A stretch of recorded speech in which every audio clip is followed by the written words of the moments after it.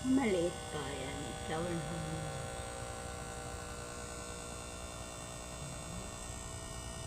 Wala pang buko. So,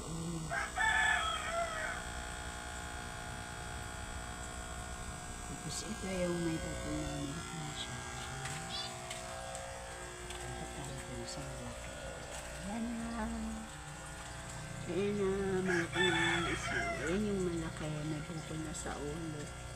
Ha? Hello! Hi! Hello! Hi!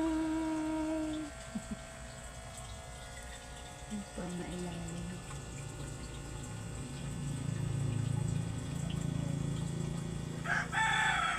Yan yun. Pag malaki na siya, magkaroon na siya ng bukol.